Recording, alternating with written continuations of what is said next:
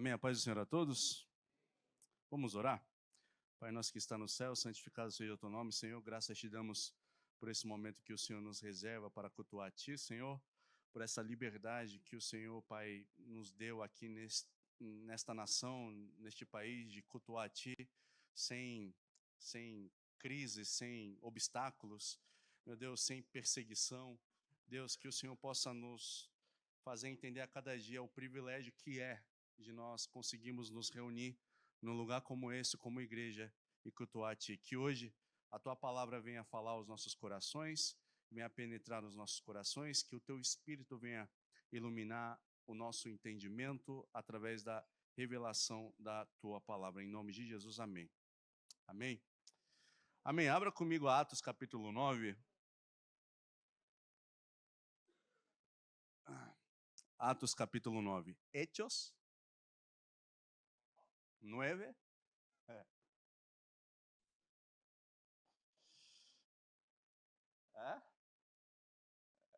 Aí não sei.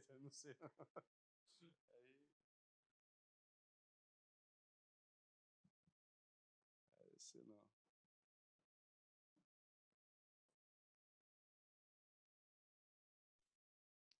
Amém? Todos encontraram?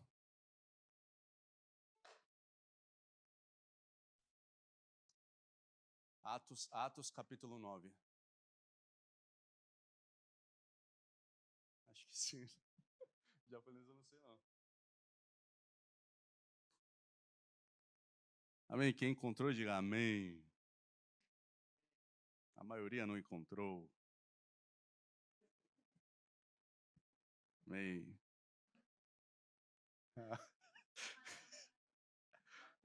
Atos capítulo 9, a partir do verso 1 em diante. Do 1 ao 19, vai, para ser mais preciso. Amém? Eu vou começar a leitura, tá bom? Amém. Diz assim: enquanto isso, Saulo ainda respirava ameaças de morte contra os discípulos do Senhor. Dirigindo-se ao sumo sacerdote, pediu-lhe cartas para as sinagogas de Damasco, de maneira que, caso encontrasse ali homens ou mulheres que pertencessem ao caminho, pudesse levá-los presos para Jerusalém. Em sua viagem, quando se aproximava de Damasco, de repente, brilhou ao seu redor uma luz vinda do céu. Ele caiu por terra e ouviu uma voz que lhe dizia: Saulo, Saulo, por que você me persegue? Saulo perguntou: quem és tu, Senhor? Ele respondeu: eu sou Jesus, a quem você persegue. Levanta-te, entre na cidade, alguém dirá o que você deve fazer. Os homens que viajavam com Paulo pararam emudecidos, ouviam a voz, mas não viam ninguém. Saulo levantou-se do chão e, abrindo os olhos, não conseguia ver nada. E os homens o levaram pela mão até Damasco. Por 3 dias ele esteve cego, não comeu, nem bebeu. Em Damasco havia um discípulo chamado Ananias. O Senhor o chamou numa visão. Ananias, eis-me aqui, Senhor. Eis-me aqui, Senhor, respondeu ele. Versículo 11. O Senhor lhe disse: vá à casa de Judas, na rua chamada Direita, e pergunte por um homem de Tarso chamado Saulo. Ele está orando.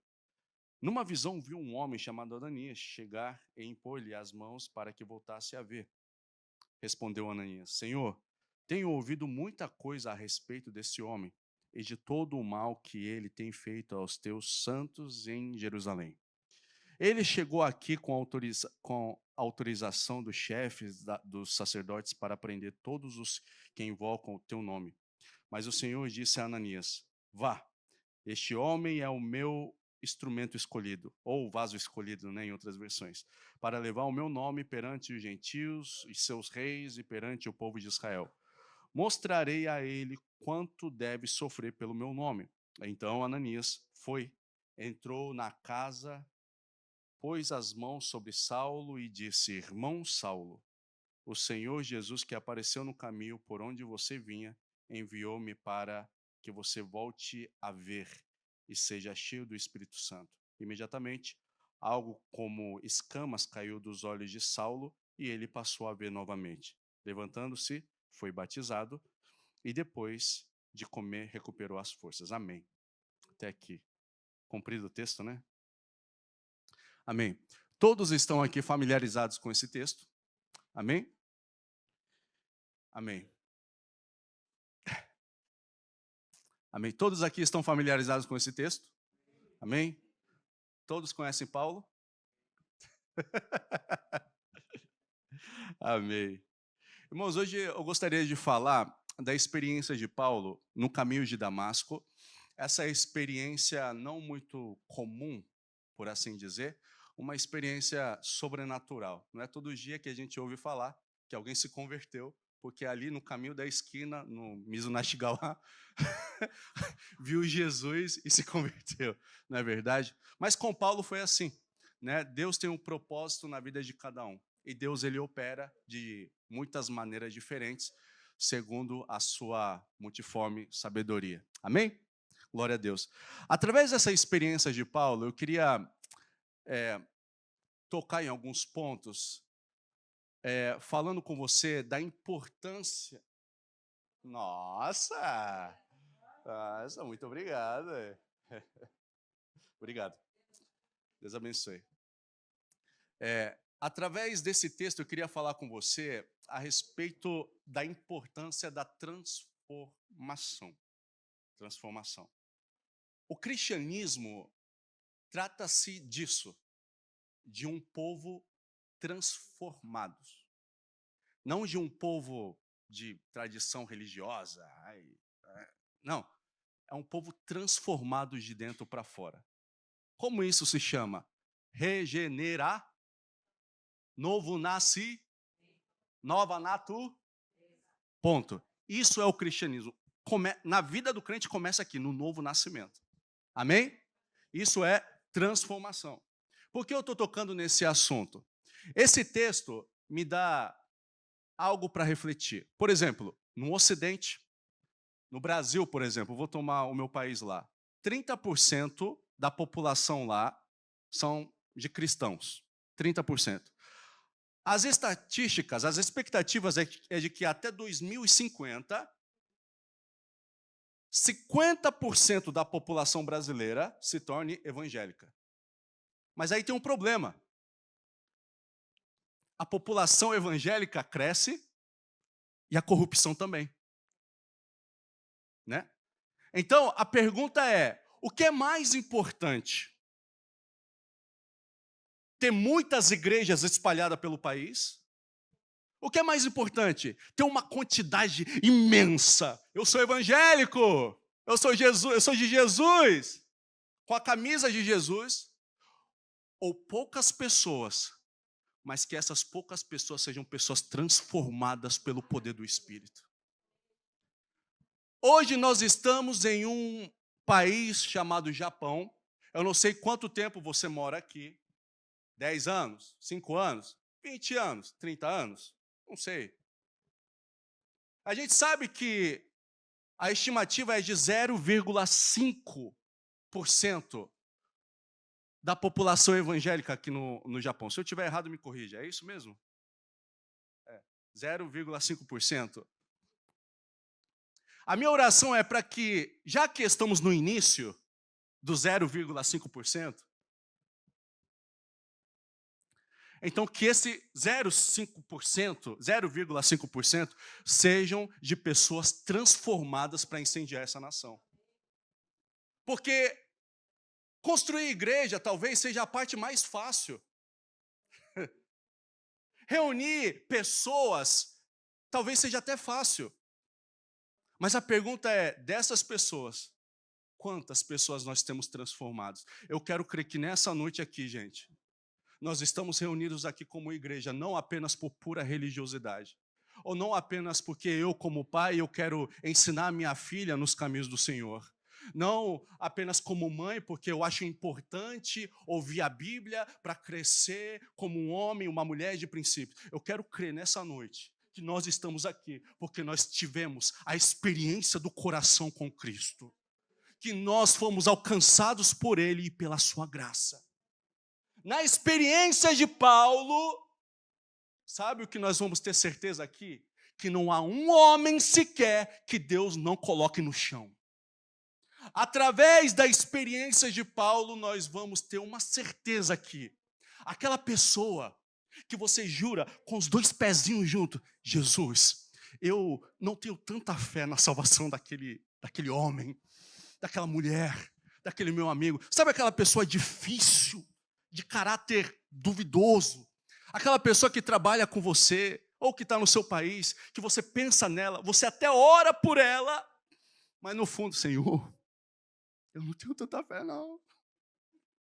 Tenho não. Sabe isso? Não há um homem sequer que Deus não coloque no chão diante da sua presença.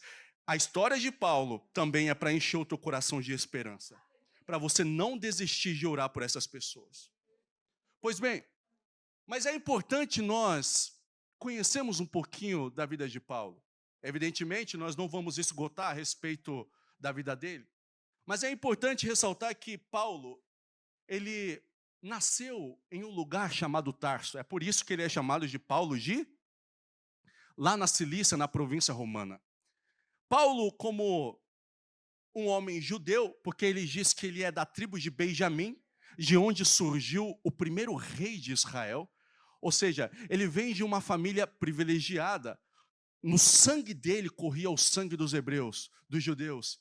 Ele é parte de um povo escolhido. E ele é nascido em Tarso, e a história diz que ele é também um cidadão romano de nascença. Isso porque a sua família era, ao que era esperado. Alguns comentaristas dizem que a sua família era um pouquinho acima da média em termos financeiros. Eu vou explicar o porquê. Primeiro porque Paulo, ele era um fariseu, e ao que tudo parece, ele vem de uma linhagem farisaica. Segundo, o texto também diz que ele morava em Tarso. Tarso era um lugar também nobre, de uma educação cultural e educacional extremamente boa. Paulo também, ele foi enviado pelos pais para Jerusalém, aprender com quem? Com Gamaliel. Repita comigo, Gamaliel. Gamaliel foi o homem mais sábio de sua época. Ele era conhecido pela escola de Hilel. E os pais de Paulo enviam o seu filho lá para Jerusalém para aprender aos pés de Gamaliel. E para isso, era necessário de recursos. Não era fácil, não era todo mundo que tinha essa condição. Mas veja você que mesmo na criação de Paulo, tem aí o dedo de Deus direcionando a vida dele. O que eu quero dizer para você nessa noite é que você estava no Peru, você estava no Brasil, você estava na Bolívia, na Argentina, Paraguai, eu não sei. Mas Deus estava movendo os palitinhos para que você tivesse um encontro com Ele. Todas as coisas que você aprendeu em sua caminhada não foi coincidência, não foi um acidente. Deus, ele teve um propósito em absolutamente tudo. E em Salmo 139 diz que no livro dele, todas as coisas foram escritas a respeito de você e de mim, para viver o propósito dele estabelecido. Paulo, então, ele cresce nesse contexto. Então, ele tem o sangue hebreu escorrendo em sua veia. Ele também tem a cultura romana dentro dele. Então, ele conhece teologia, porque ele é judeu, aplicado, fariseu. Ele também é um cidadão romano de nascença. Ou seja, ele é conhecedor da lei de Roma, ele conhece as estruturas de Roma, ele se aproveita dos privilégios romanos. Atos capítulo 17, você lembra do terremoto que balançou tudo, abriu o portão e tudo mais? Ele usou o direito dele como romano, porque um romano não poderia ser açoitado. E lá ele aplica a lei romana contra o próprio império. Então nós temos aí um homem que tem a cultura romana dentro dele, a cultura do próprio sangue de Israel, hebreu, e ele também tem a cultura helênica, que é a cultura grega dentro dele. Assim, ele também sabe dialogar com os gregos. em Atos capítulo 17, você vai ver ele lá na praça, discutindo com os gregos, né, sendo chamado de tagarela, falando a respeito do Deus desconhecido. Ele sabe falar sobre filosofia, ele é um homem erudito, ele é um homem intelectual. Ou seja, ele tem 3 culturas dentro dele. O que eu quero dizer com isso? Deus já estava o preparando, mesmo sem ele saber. Essas 3 culturas, mais tarde, iria se tornar as ferramentas que Deus iria usar para o ministério que ele mesmo haveria de conceder a Paulo. E Paulo é esse homem. Provavelmente um homem que era parte, isso é provavelmente, provavelmente ele era parte do Sinédrio, composto por 70 homens. Isso porque a Bíblia fala que quando na perseguição dos cristãos, ele também era chamado para dar votos de decisão. Ele participava das decisões em relação à morte dos cristãos. Então, ele tinha uma influência, ele ia e vinha com maior facilidade, porque ele também era uma figura proeminente, ou seja, ele era conhecido em seu contexto. Lembra do que ele fala no livro de Gálatas, no capítulo 1? Em comparação aos outros da minha idade, eu me destacava pelo meu zelo, pela minha dedicação. Pois é, ele era acima da média, ele era esse homem notório entre os seus. Agora, quando a gente entra no capítulo 9 de Atos, a pergunta que a gente tem que fazer é: o que aconteceu com esse homem? Porque o Paulo que eu estou apresentando para vocês aqui não é o Paulo do capítulo 9, ele está diferente.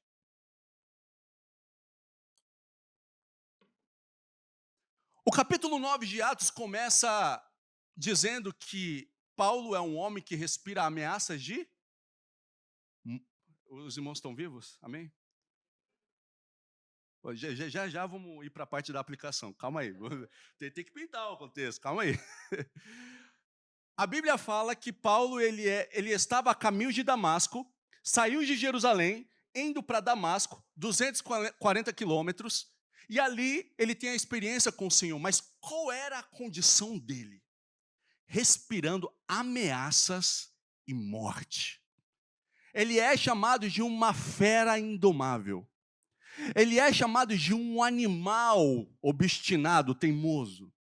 Ele é chamado por Jesus em Atos 21, se eu não me engano, inclusive Cristo fala isso para ele, dizendo: dura coisa te é recalcitrar contra o aguilhão. Então, veja você, Paulo está a caminho de Damasco. E por que ele está a caminho de Damasco? Por um propósito, repita comigo, um propósito. Matar os cristãos. Fala para ele, matar os cristãos. O propósito de Paulo era matar os cristãos. E por que ele queria matar os crentes? Porque para Paulo, embora ele estivesse perseguindo os crentes, achando que estava certo, N.T. Wright ele chega a comparar Paulo com um terrorista do Oriente Médio. Sim, esses barbudos, bem radical, extremista. Ele... Não é você não, viu? Veio o rato assim, apareceu o rato. Graças a Deus, Deus alcançou, amém. Glória a Deus, amém, amém. Aleluia. Hoje eu estava. Pô, rata, você me distraiu agora, hein? Aí ele é comparado a um terrorista. E esse cara está perseguindo os crentes, está querendo matar. E a razão dele querer matar os cristãos, primeiro, os crentes, os primeiros crentes era tudo judeu, a maioria deles judeu. Os gentios estava começando a chegar, O evangelho estava se expandindo. Então, na mente de Paulo, era o seguinte: aqueles crentes lá são os traidores, porque eles não estão seguindo a nossa tradição, eles saíram de nós adoramos o único Deus, de acordo com Deuteronômio capítulo 6, 4. Ouve, ó Israel, o teu Deus é o único Deus. A Shema, né, que fala. E os cristãos estão adorando um homem, afirmando que ressuscitou dentre os mortos. Ele entendia aquilo como sendo uma seita. Ele entendia aquilo como sendo uma idolatria. Então, ele achava, de acordo com a convicção dele, que ele estava fazendo um favor ao matar aqueles cristãos. Mas o texto diz que em Damasco ele tem um encontro com o Senhor. Agora veja você acompanhando o texto. A luz brilha no caminho de Damasco na vida de Paulo. Aquele momento é exclusivamente de Paulo. Os demais não viram a revelação, mas Paulo viu. Aquele encontro era especialmente com Paulo. Enquanto Paulo está como uma fera, querendo rasgar o crente, querendo esmiuçar o crente, com um ódio mortal, e quando ele se depara com aquela luz que está vindo, o texto diz que ele cai de joelho. A Bíblia não diz de onde ele caiu, se é do cavalo, volte e meia vem essas coisinhas bobas, né, de discussão, mas ele caiu ao chão. No momento que ele cai ao chão, tudo dentro dele começa a ficar desconfigurado. As crenças dele começam a ser partido no meio. As convicções dele começam a ser abaladas. Tudo que ele acreditava, aquela luz reveladora da glória de Jesus, estava abalando dentro dele. Diante da glória de Deus, não há um homem que possa ficar em pé. Não há. Quando a glória de Deus apareceu para Isaías, a única reação dele é ficar assim. Quando a glória de Jesus resplandeceu para João na revelação do Apocalipse, a única reação de João foi: o homem que não está rendido diante de Deus é o homem que ainda não foi marcado pela presença. Pense bem como você chegou aqui nessa noite. Cheio de arrogância? Todo orgulhoso? Porque eu conheço a Bíblia de ponta a ponta. Porque eu canto muito bem. A presença está marcando você mesmo? O Evangelho te alcançou mesmo? Porque eu sou uma pessoa financeiramente poderosa. Uau! Tenho muitas conquistas, casa, carro. Hermana, não me cumprimente porque é de marca.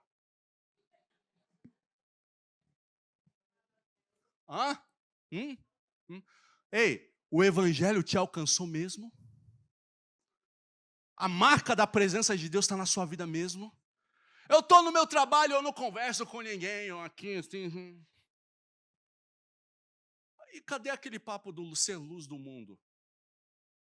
Você está aqui na igreja, você é aquele crente que levanta a mão, fecha os olhos, e lá no emprego você vira a cara para todo mundo, como se ninguém existisse. Eu quero Jesus, mas você quer Jesus e não quer compartilhar dele, é isso mesmo?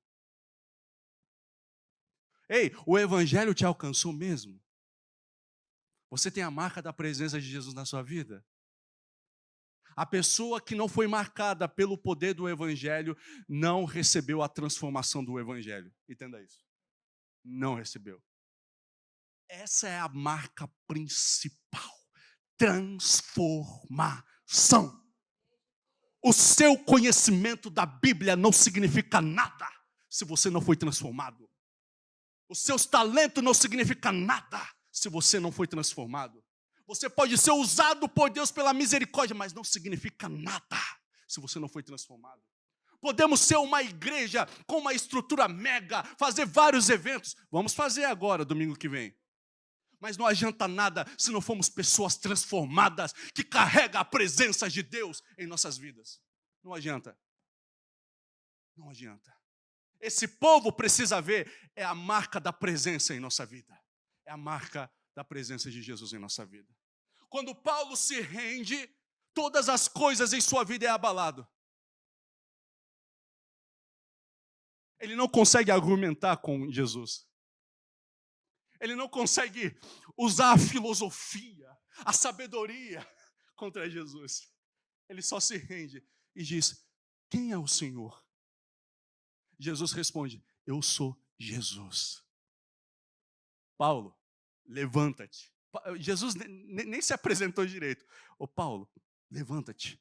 E vai para a rua direita lá, e um servo meu vai ao teu encontro. Até esse momento, Ananias nunca apareceu na Bíblia. É a primeira vez que um anônimo se manifesta. Deus tem os seus fiéis em todos os lugares, anônimos mesmo, né? Mas que estão disponíveis para atender o chamado de Deus na hora que precisa.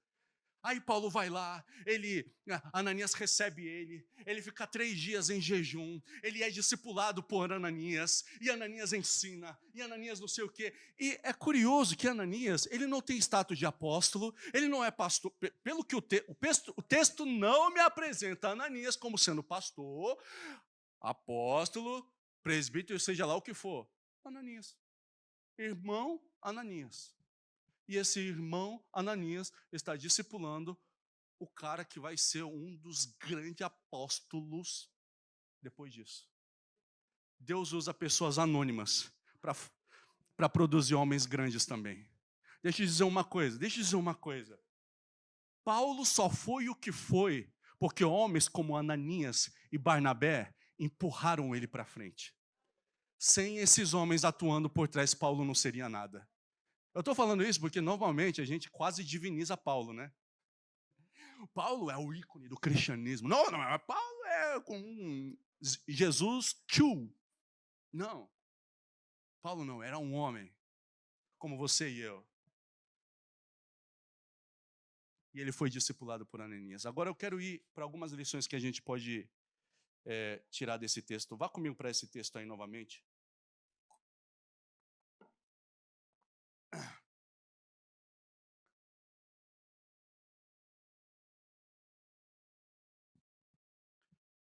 Amém. Versículo 3.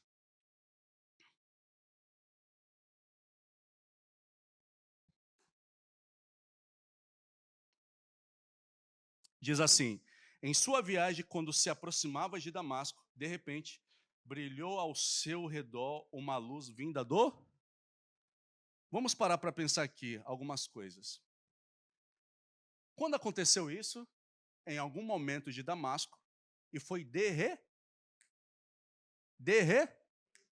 eu estava pensando nisso hoje. A resposta que veio no meu coração foi o seguinte: Moisés, o tempo é meu, mas quando eu decido fazer as coisas, é de repente. Vou repetir de novo.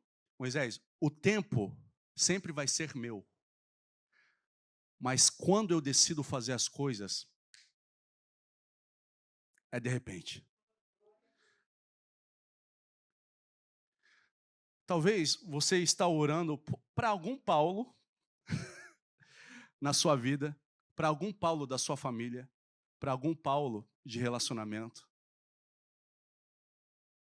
Eu venho aqui hoje para dizer que o tempo é de Deus, mas quando Ele decidir agir, vai ser de repente. Deus é um Deus do de repente. Atos capítulo 2, quando o Espírito Santo soprou sobre aquele povo, foi de repente. O povo só estava orando, clamando, esperando a promessa. E de repente, um sopro do Espírito Santo. Deus é um Deus do de repente. Eu não sei o que você está vivendo hoje. Adversidade, lutas, dificuldades. O tempo é de Deus, mas quando Ele agir, vai ser de repente. Vai ser de repente. Vai ser de repente. Agora veja só, a luz brilhou no caminho para Paulo, não é isso?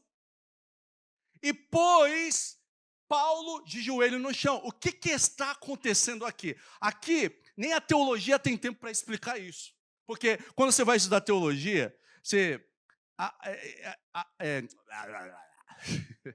Você estuda tudo sistematicamente, né? Novo nascimento, conversão, fé, fé. Arrependimento, arrependimento. E não é assim. Tudo acontece muito simultaneamente. Aqui nesse momento em que a luz de Cristo aparece para Paulo, a obra já está acontecendo aqui dentro de Paulo. A obra da regeneração, a obra do novo nascimento.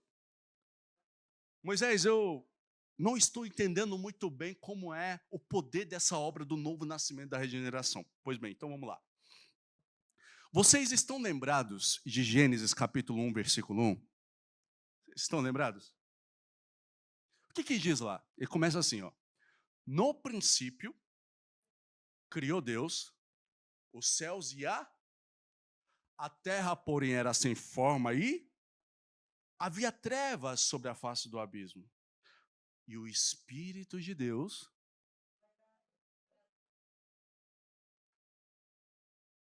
e Deus disse, haja. Isso aqui é uma analogia, tá bom? Uma analogia. Imagine que a sua vida fosse como Gênesis capítulo 1, versículo 2. Uma terra inabitada, uma terra vazia. Você não conhecia Jesus? De trevas. Uma terra sem forma e vazia. Não é isso? Sim ou não?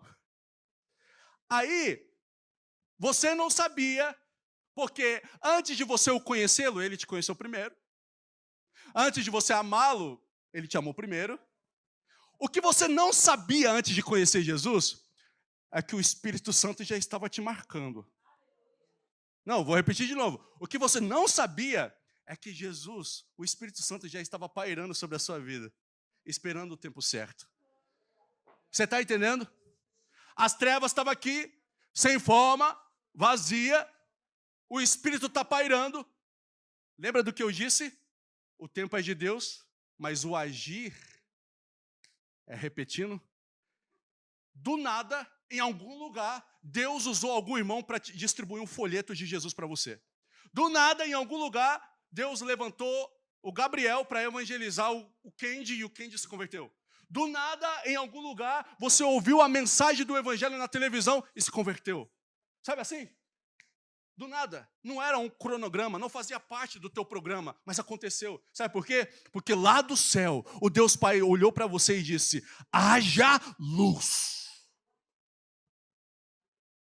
E houve luz. E o evangelho trouxe a iluminação no vosso entendimento.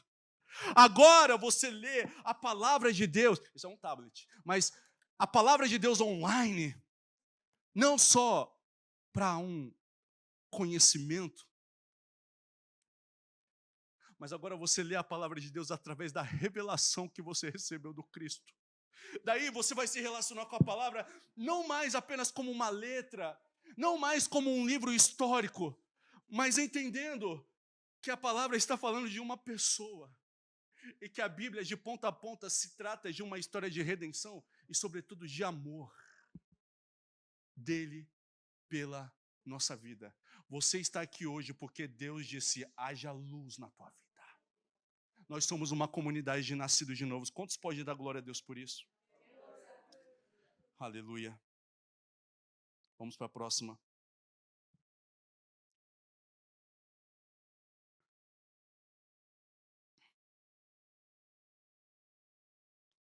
Versículo 4.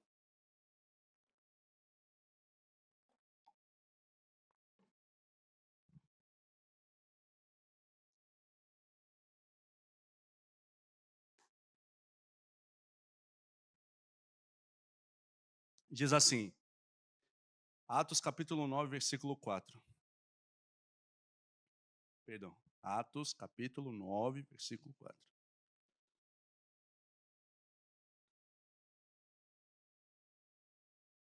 Diz assim, ele caiu por terra e ouviu uma voz que lhe dizia, Saulo, Saulo, porque me persegue. Não precisa abrir, Atos 26, versículo 14, Paulo está relatando esse testemunho do capítulo 9 para um governador, e ele diz assim, todos caímos por terra. Então, ouvi uma voz que me dizia em aramaico, Saulo, Saulo, por que você está me perseguindo? Resisti ao agulhão só lhe trará dor. Essa versão é da NVI. Presta atenção no que Jesus está dizendo para Paulo. Paulo estava perseguindo Jesus ou os cristãos? Os cristãos. Mas aí Jesus está falando para ele, porque me... Então, pera lá. Se Paulo está perseguindo os cristãos, por que é que Jesus está dizendo para Paulo, por que me persegues?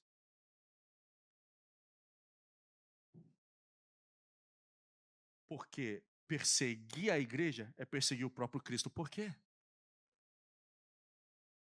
Paulo ele vai fazer uma analogia interessante quando escreve a carta aos Coríntios. Vocês lembram daquela analogia que ele faz dos dons espirituais?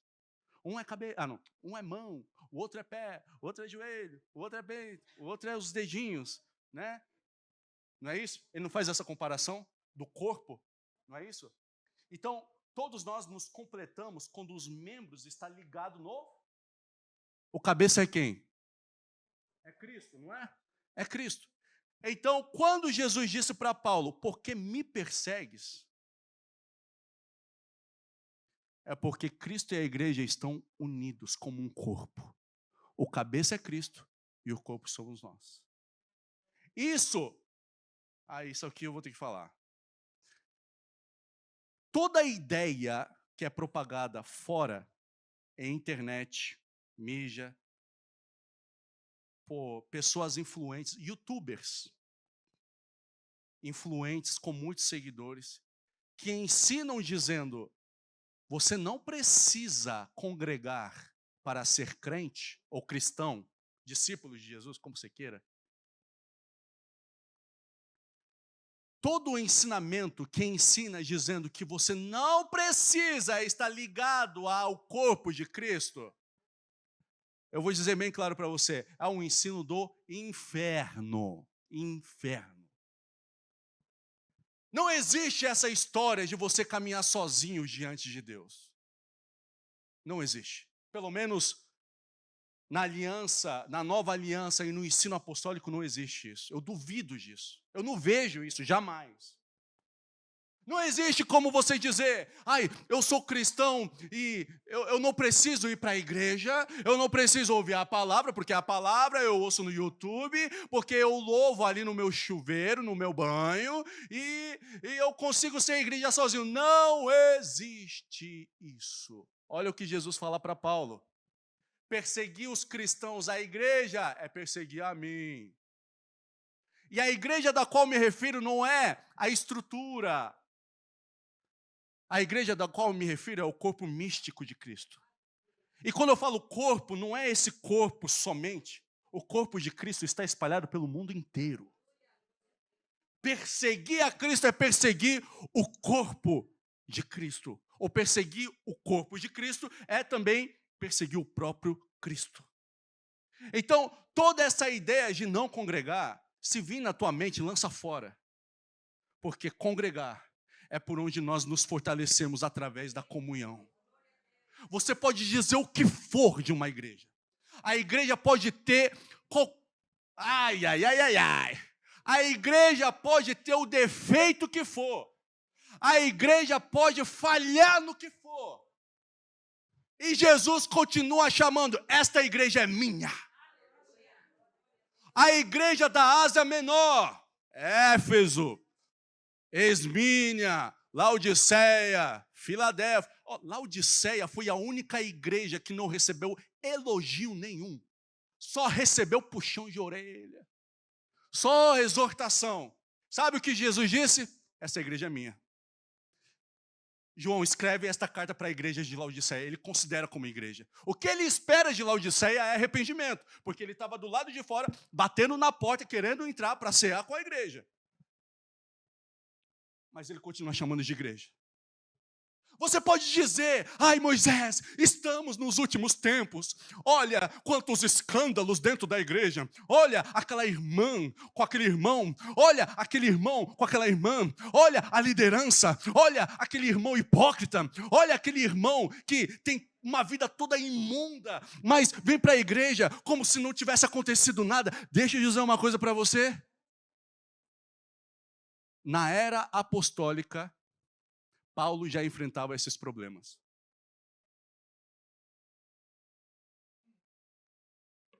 Você acha que esse tipo de problema só acontece nos dias de hoje? Você está enganado. Você está enganado. Onde junta pessoas tem problema. Onde junta as pessoas tem problema. Paulo teve que lidar com imoralidade sexual na igreja de Corinto. Paulo teve que lidar com a diferença cultural quando escreveu a carta aos Gálatas. Porque judeus, gentios, um não se bicava com o outro, costumes. É algo muito parecido com a gente, talvez. Mas a gente não briga, a gente se dá bem aqui, né? A gente se dá bem aqui, certo? Paulo teve que lidar com facções, com partidos dentro da igreja. Eu sou de Paulo. Eu sou de Apolo. Eu gosto daquele pregador, eu gosto desse aqui. Você é de lá, eu sou daqui. Ele teve que lidar com divisão na igreja. Você acha que só tem hoje em dia essas coisas? Os problemas sempre existiram. E Deus olha para a sua igreja e diz: é minha. Mas Moisés, então quer dizer que Deus está compactuando com isso? Sim ou não? Claro que não.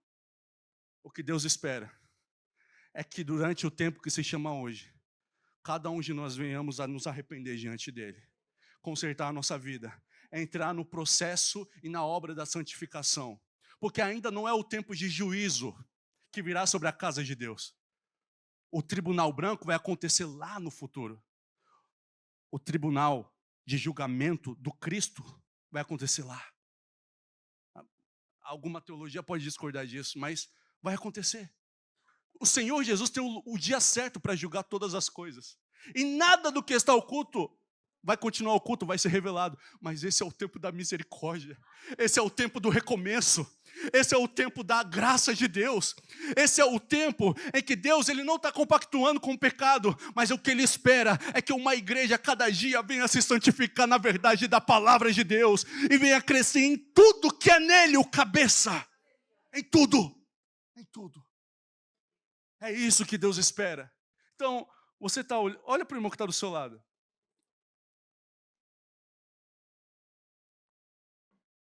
Ele não parece um anjinho?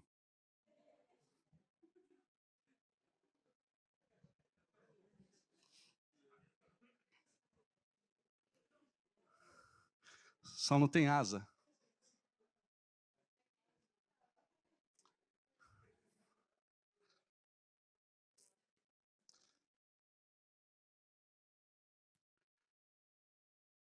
Você não é melhor do que ele. E ele não é melhor do que você. Amém? Todos nós somos pecadores. E necessitamos da graça. Sabe por que você é pecador? Sabe por que você é pecador? Não é pelas coisas que a gente faz que a gente é pecador, é ou não é? Ou não? É, é, é. Veja só, você já fez muita coisa de errado na sua vida, sim ou não? Eu também já fiz. Inclusive, não, deixa quieto. O homem expôs demais. A gente já fez muita coisa de errado. O que nós precisamos entender é que você é um pecador não é pelo que você fez de errado. Não é por ter errado o alvo. Não é por ter transgredido só a lei e pisado na bola com o Senhor. Você nasceu na condição pecaminosa por causa do pecado de Adão. E o que você faz em ações pecaminosas é fruto dessa natureza aqui. É por isso que você precisa do novo nascimento. Porque quando a transformação vem de dentro, as atitudes de fora também mudam, cambia. Aí você vai chegar na sua casa hoje e vai ler Colossenses capítulo 3. O que significa ser um cristão nascido de novo? Não é só uma transformação de fora para dentro, de dentro para fora. Mas Paulo também vai começar a tecer a importância do relacionamento cristão um com o outro. 90% das cartas paulinas, ele está falando de relacionamento. Que a gente julga como, que chato. Aquele irmão. Aquela irmã. Aquele caráter, aquele perfil, eu não suporto. 90% do Novo Testamento é para falar de relacionamento. Deus ele se importa com relacionamento. cresçamos como igreja, num relacionamento saudável diante de Deus, sem hipocrisia. Por quê? Porque todos nós fomos alcançados pela graça de Deus. Daí, para terminar aqui, eu acho que eu deixei passar algumas coisas, mas pelo horário, vamos lá. Para nós terminar aqui, eu diria o seguinte: todos nós temos um desafio aqui. Nós temos o desafio como Paulo.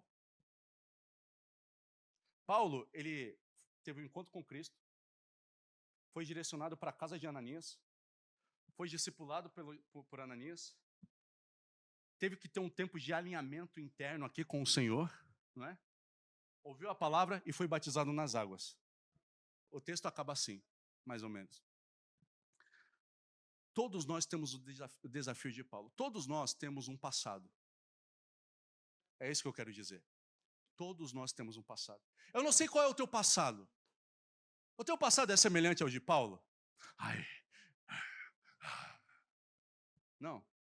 Como é o teu passado? Será que o teu passado foi marcado por coisas muito erradas, assim? Sabe, se alguém perguntar para você, me conta a sua história, você teria vergonha de contar? Teria? Olha o seguinte, eu nasci, de berço, eu sou cristão, assim, vim de uma família cristã, né? Nunca fui para o mundo.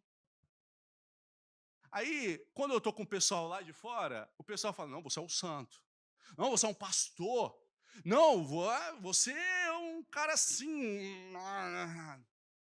O que ninguém sabe. O que ninguém sabe é que muitas vezes eu não fui o filho pródigo, mas eu já fui o irmão mais velho na casa do pai. Só se você já leu a parábola, se estiver familiarizado com a parábola do filho pródigo, você vai entender isso. O maior erro ali não estava no filho pródigo. O filho pródigo se arrependeu do pecado. O filho pródigo se lançou nos braços do pai. Mas o pior daquele texto é o irmão que está lá na casa do pai e não se alegra com a volta do irmão mais novo. É o irmão que está lá na casa do pai, mas não recebeu a revelação de que ele também é filho. É o irmão que está lá na casa do pai e se acha melhor do que o outro porque saiu, porque fez o que fez. Aí a gente se sente moralmente superior, como aquele espírito de fariseu. Lembra do publicano e do fariseu? O publicano estava reconhecendo, Senhor, me perdoa, eu pequei, que não sei o quê. Aí o fariseu aqui, Senhor, graças te dou, porque eu não sou como certas pessoas. Eu dou dízimo, eu jejuo 2 vezes na semana. Quem é você? Você é um filho pródigo que um dia voltou para casa? Ou você é o irmão mais velho que está dentro da igreja? Quem é você? Você se envergonha do seu passado? Deixa eu dizer uma coisa, eu não sei o que você teve que enfrentar para chegar aqui, mas eu conheço muito bem o Deus que apareceu no caminho de Damasco para você. Um dia você estava em Damasco, seguindo a sua própria vontade, os seus próprios desejos, com as correntes do pecado te empurrando para trás.